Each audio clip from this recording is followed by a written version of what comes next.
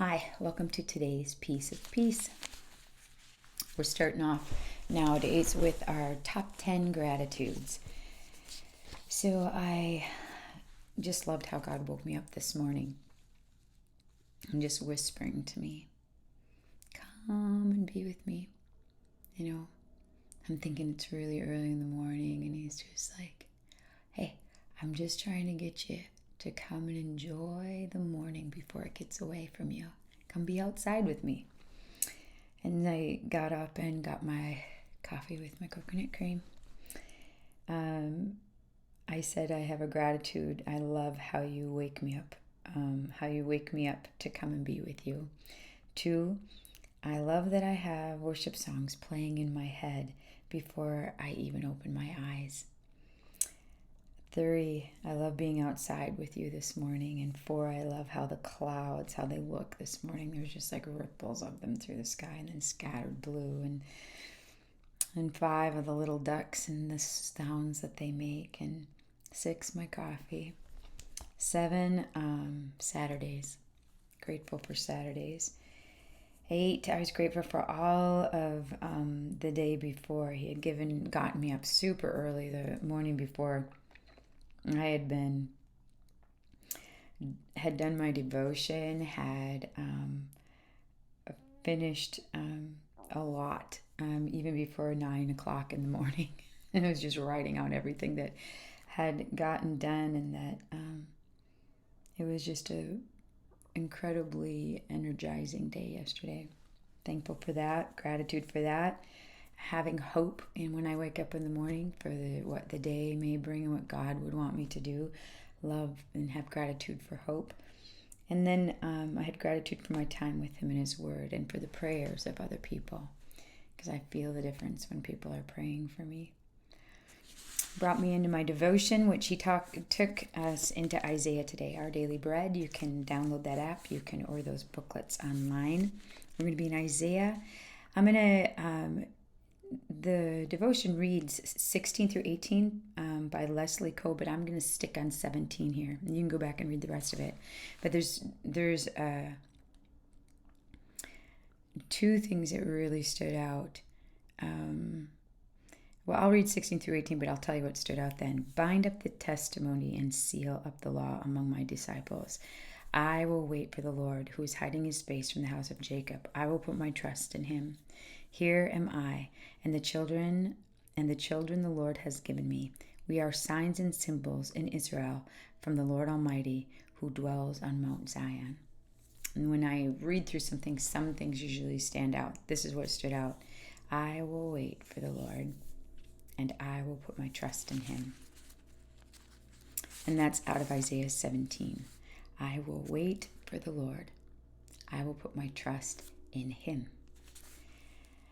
So Leslie writes, Leela was dying of cancer. She entitles it, Is God There? And she writes, Leela was dying of cancer. And her husband Timothy couldn't understand why a loving God would let his wife suffer. She had served him faithfully as a Bible teacher and a mentor to many. Why did you let this happen? He cried. Yet Timothy continued to be faithful in his walk with God. So why do you still believe in God? I asked him frankly. What keeps you from turning away from him? The answer is because of what has happened before, Timothy replied. While he couldn't see God now, he recalled the times when God had helped and protected him. These were signs that God was still there, caring for his family. I know the God I believe in will come through in his own way, he said. Timothy's words echoed Isaiah's expression of trust when he said in 8:17, even when we couldn't feel God's presence as his people braced for trouble from their enemies, he would wait for the Lord. He trusted in God because of the signs he'd given of his continuing presence. There are times when we might feel as if God isn't with us in our troubles. Could feel like that way today. That's when we depend on what we can see of his works in our lives, in the past and the present. They are the visible reminder of an invisible God. A God who is always with us and will answer in his own time and way. Leslie's charges, what sign can you see of God working in your life today? And how can they remind you that you can still look to him for hope and comfort, regardless of your circumstances? These are her prayer. Father, thank you for always being there for me. Give me the strength to trust in you, even when I don't understand what's going on. You can feel that way again now in our time. COVID, riots, everything's changing, things opening up, things that were closed down for a long time. None of this is stuff that has ever been walked through before. Well, at least in our time of being alive. But I think what stands out even in the devotion is some of the stuff that we've been talking about. How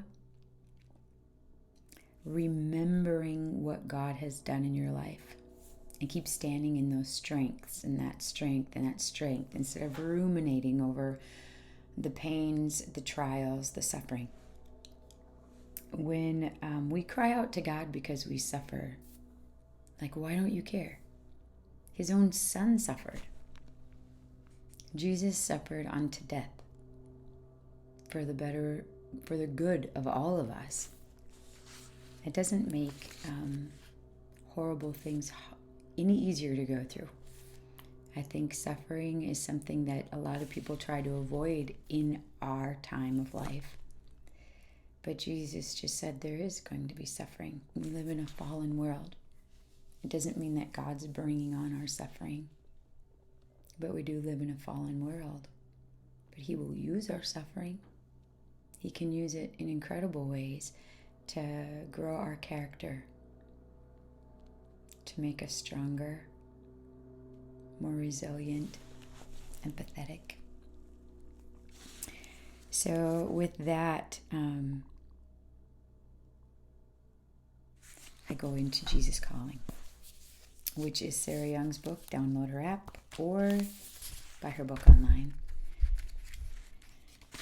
She writes from the perspective of God speaking to us, and it says, I speak to you continually. My nature is to communicate, though not always in words. I fling glorious sunsets across the sky day after day after day. I speak in the faces and voices of loved ones. I caress you with a gentle breeze that refreshes and delights you. I speak softly in the depth of your spirit where I have taken up residence. You can find me in each moment when you have eyes that see and ears that hear. Ask my spirit to sharpen your spiritual eyesight and your hearing. I rejoice each time you discover my presence. Practice looking and listening for me during quiet intervals. Gradually, you'll find me in more and more of your moments. How we live moment to moment. You will seek me and find me when you seek me above all else. There's today's piece of peace. Blessings.